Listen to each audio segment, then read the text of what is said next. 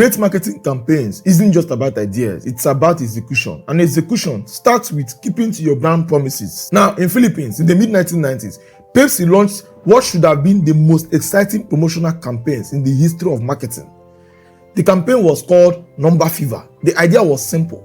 Each Pepsi bottle cap had 3-digit number. Now, if your number matched the winning number that will be announced on the TV, you could win up to 1 million pesos, which is approximately $40,000. Now, the promotion was moving at a resounding success. Filipinos rushed to buy Pepsi, Pepsi Max, and 7-Up bottles just to get their lucky caps. That campaign boosted Pepsi's market share from 19.4% to 24.9%. But then, something went terribly wrong. On Monday, May 25, 1992, the winning number was announced, 349. That number changed the course of history because, due to production error, over 800,000 caps had that number, even though only 2 persons were supposed to be legitimate winners.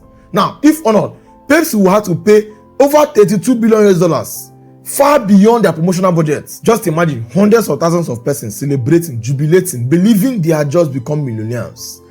For many, this was a life-changing news in a country where poverty levels are very high. But Pepsi had a problem. They never budgeted for so many winners. They only intended for 2 persons to claim the million peso prize.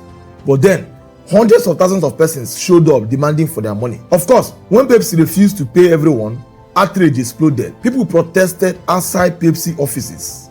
Delivery trucks were destroyed. Pepsi bottles were smashed on the streets.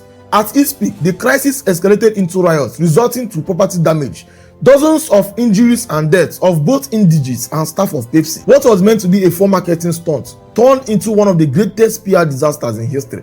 Pepsi lost millions of dollars, but most importantly, they lost the trust of an entire nation. To this day, the phrase Number Fever is remembered in the Philippines not as a celebration, but as a cautionary tale as to what happens when marketing meets poor planning and failed crisis management. In public relations and marketing, it's not just about the idea of the campaign, it's about execution, risk assessment, and most importantly, public trust.